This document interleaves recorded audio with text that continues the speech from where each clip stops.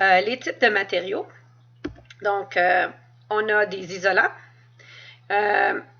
plastique, bois, vitre, papier, de l'air. Okay?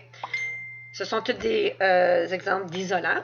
Et des isolants, c'est une substance qui ne laisse pas ses électrons se promener. Il y a une grande attraction à ces électrons, donc les électrons ne se peuvent pas se promener librement d'un atome à l'autre.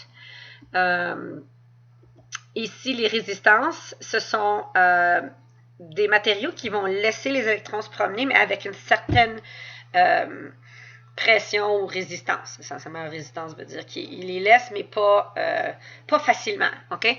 Et donc, il y a une certaine friction électrique interne avec les résistances. Et si on met une grande force pour pousser les électrons, mais c'est dans une résistance, souvent la résistance va se réchauffer.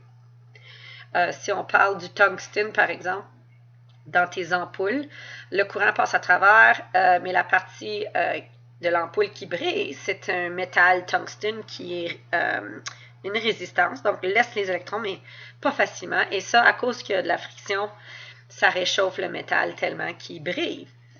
De l'eau salée ou de l'eau avec un acide, on a vu, puisqu'il y a des ions, ça conduit l'électricité, mais pas aussi facilement, essentiellement, que du métal.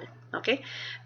Certains métaux ou mélanges de métaux vont créer une plus grande résistance, puis des mélanges avec du carbone aussi.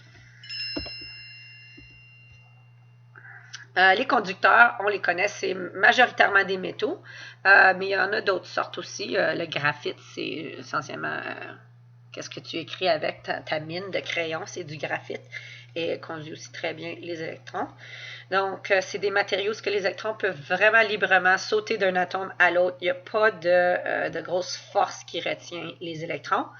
Et c'est les matériaux qu'on utilise pour les circuits. Okay? Donc, supraconducteur, c'est essentiellement un très bon conducteur qu'on refroidit à des températures extrêmement basses, comme moins 270. Et qu'est-ce que ça permet? C'est que les protons dans le matériau vont presque pas bouger. À moins 270 degrés Celsius, c'est pratiquement près du 0 Kelvin. Donc, il n'y a pas beaucoup de vibrations au niveau des protons. Et donc, c'est comme si les électrons étaient en chute libre, par exemple. Il n'y a pas de friction du tout. Ils peuvent essentiellement aller aussi vite qu'ils veulent sans aucune résistance. Une petite vidéo ici. Oh, a-t-il marché? Non. Je vais montrer dans la prochaine section.